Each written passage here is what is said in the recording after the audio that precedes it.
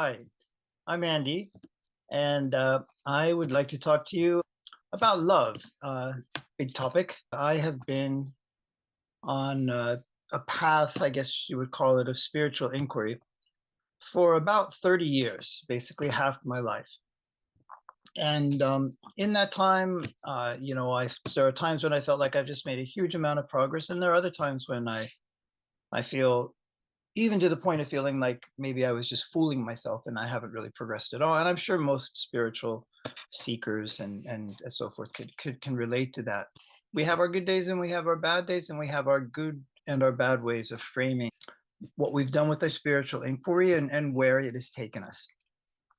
But where it has taken me just very recently, which is what I want to share, is to the place where I want to recognize what is a very continual teaching that we find throughout spiritual traditions, and that is the idea that we ourselves as human beings are essentially, meaning at our essence, we are beings of love.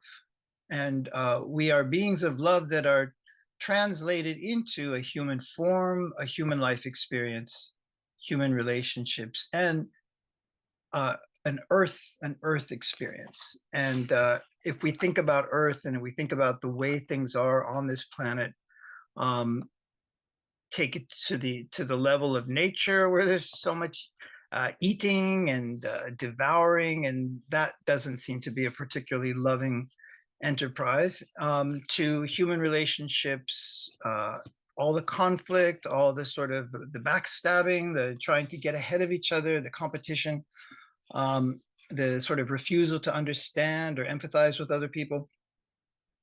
And some people feel like it's getting worse. It can be a challenging notion to think that, well, this is love. Um, Certainly not something that it seems to be a natural intuition to think of ourselves that way. Yet, throughout spiritual teachings, that is a message that comes across through the ages. And it also comes, and I'm sure if you listening to this are a spiritual seeker as I am, you've had that insight about yourself at times. You've at least engaged with the possibility that what you really are at your core is love. And so, what does it mean to be loved? And particularly, what does it mean to be loved on a plane where that doesn't seem to be the most natural or even the best way to go about things? I mean, we have to make money, and we have to present our own ideas, which may come into conflict with somebody else's ideas, and we have to be a human being doing human things, and conflict would sort of necessarily be a part of that. So all of this doesn't really seem to be very loving. And then there's also the fact that if we sort of just say, I am love, or I am loving right now, if we get into a meditative state, speaking from my own experience, this notion that I am love is not the easiest one, and it's not even, I would say, the most interesting position to take. It's sort of abstract. I love this. I am love. Okay, I'm love. And we don't really go that far with it, or at least I haven't. There are times when we get all tingly and it feels really wonderful, and we feel very connected to the universe and to higher consciousness. But there are times when it just so almost feels like we're just basically just repeating a sort of a mantra that we're not really experiencing that much. We're just kind of saying something. And yet I do want to begin with that as a premise that we are love. And so that identity, that truth about ourselves, just very naturally is going to be available, because where else would it be? This is who you are. If you're love, if I'm love, then it is common sense that this love that I am, being me, would be available to me. And yet that doesn't always, or very often, I would say, be end up being the case.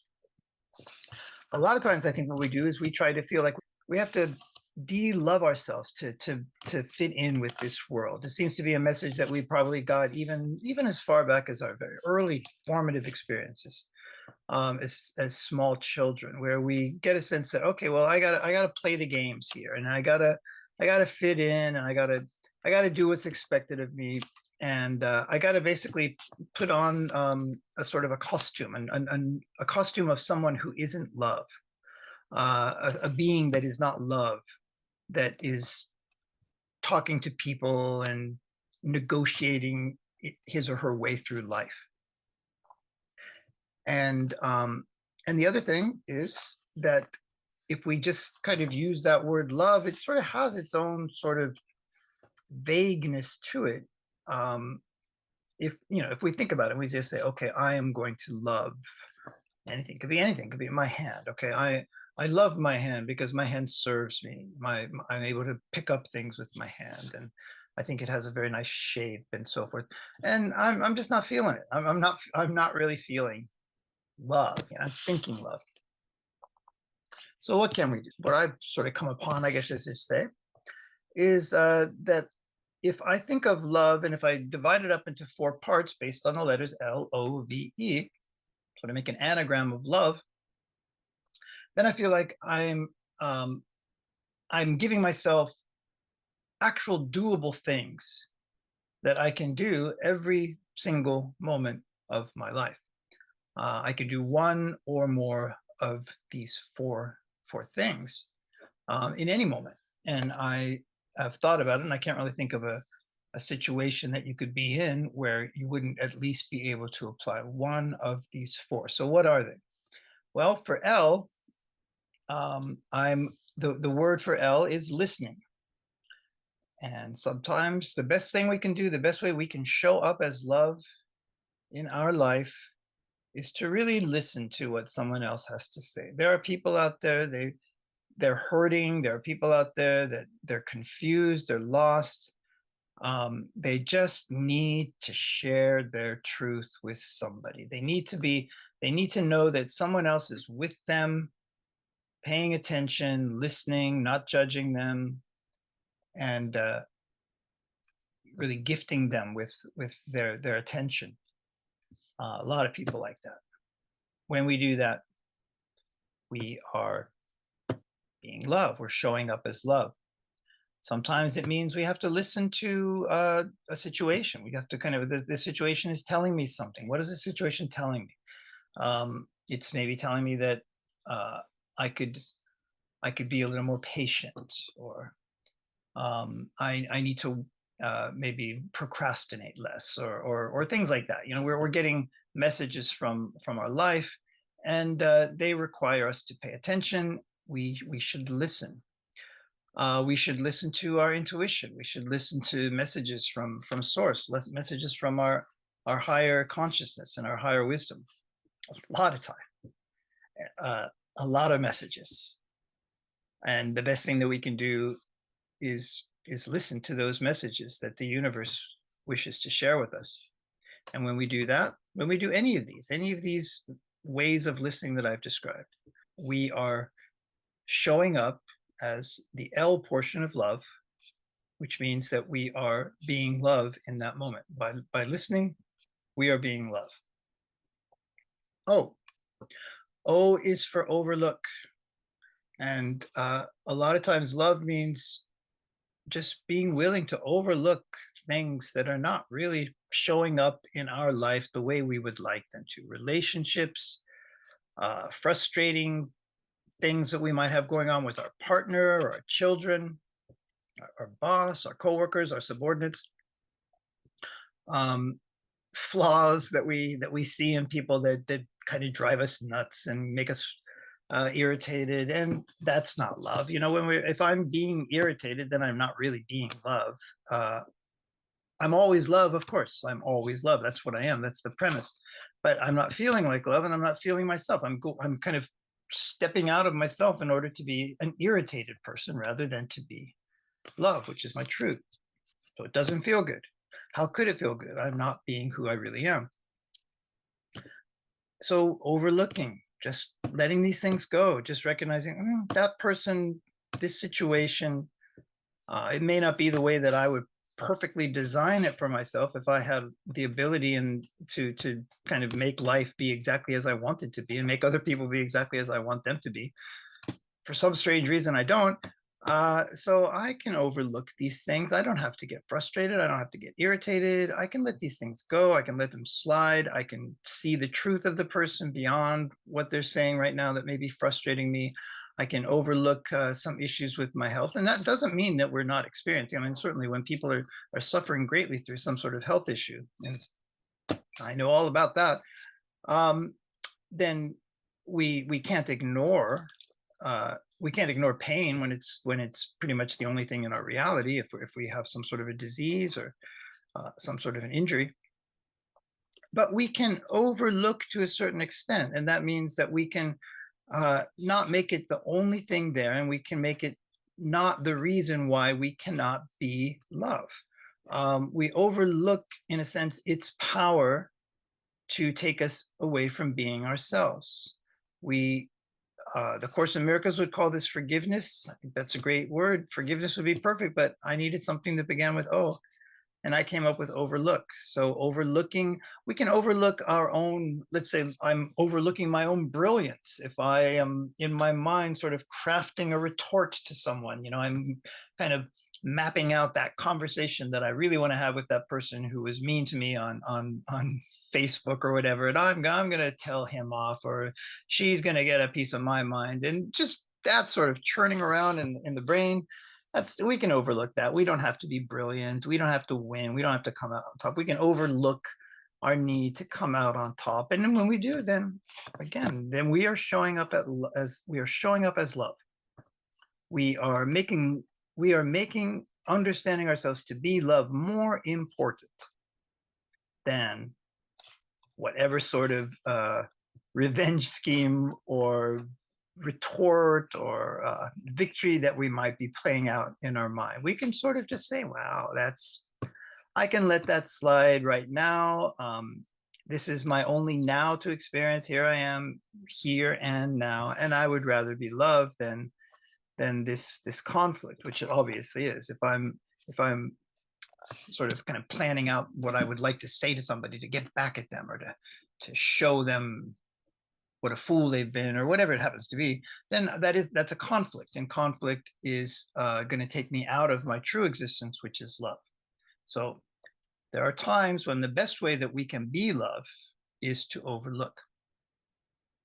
So V is for vision. We can always hold a vision of ourselves, and a sort of a loving relationship with whatever situation we happen to be experiencing. And I think a lot of times this is going to come up with work or other types of routine things, maybe your studies, if you're a student, or child, taking care of your child. These routine sort of activities that are obligatory, that we feel like we have to do, and other people feel that we have to do. We're responsible for these activities in the minds of other people. They can take us out of love quite easily. They can become deadly boring, right? Let's face it. They can become very annoying. They can become fearful. They can become worrisome, that we're not going to do it right. They can become all kinds of things that get us out of who we are. So if we could, in the times when we're doing things in a routine way, when we sort of catch ourselves not being mindful and sort of kind of just on automatic pilot in a way that is not fully conscious, and it certainly doesn't feel like love, then we hold a vision. What would be, how could this work situation or parenting situation or teaching situation or studying situation or whatever situation, spousal situation, how could it be? How different could it be? What sort of ways? What's a vision, a higher vision of what this is, what this could be? What's a higher vision of what my job could be? What's a higher vision of what my duties could be? Good things to think about. Holding that vision can make all the difference. Holding a vision enables us to experience ourselves as love, to sort of rise above the situation as it is, rise above its mundaneness, rise above its repetitiveness, rise above its maybe unfulfillingness on certain levels, and just hold a vision of ourselves and of the situation uh, as something that we can use our love and our truth to make better, to make it a better version of itself. So that holding a vision when when it's when it seems like we're just kind of getting into a mundane, drab, not very colorful moment in time, an hour of work, or a trying to get your kid to take a nap, or any of those kind of things, which these are part of our reality, but they very easily take us out of our true nature as love. So that one might seem pretty hard. Of course it is. That's kind of the hardest for me. So let's finish with the easiest one. That's E is for express.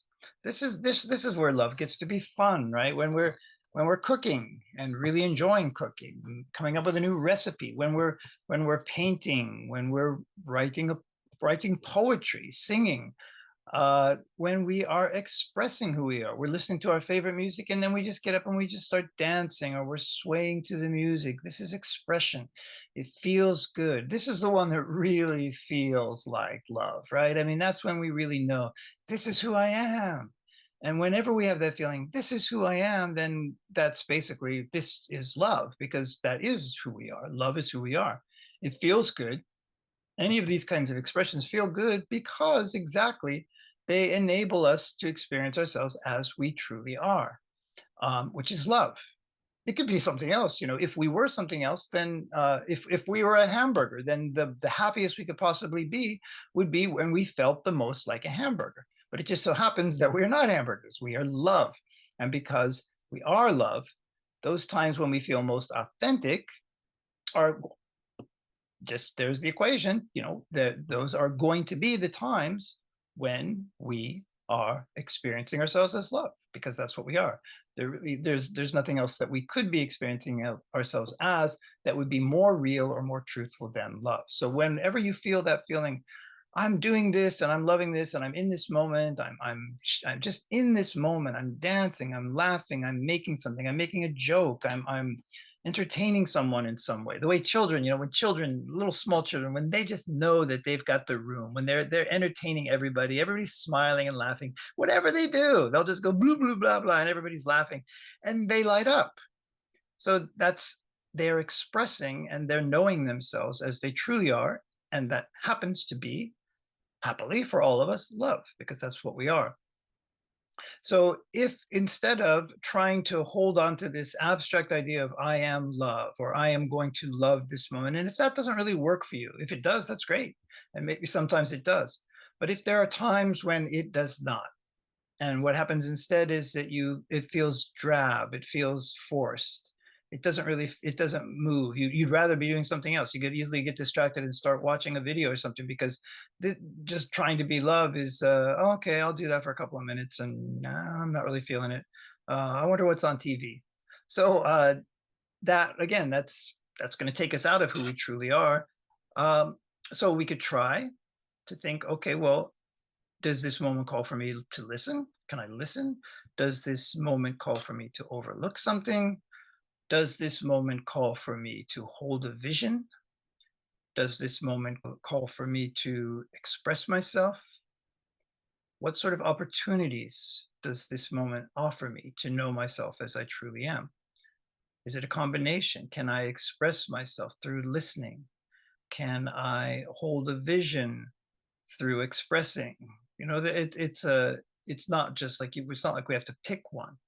But if it helps us to start looking at love in that sort of anagram way, then then we're on the way. We're on our way towards having an ongoing, really never a time when you do not need, never a time when it would be impossible for you to experience yourself as love. Because how weird would that be? Impossible to be what I really am? There's no reason for that. So let's make it easier for ourselves to actually do know ourselves as we really are. And so the formula: listen, overlook, hold that vision, or express um, can help us to remember ourselves and serve as love, show up as love, experience ourselves as love, be the gift to the world that we were meant to be. So thank you for listening.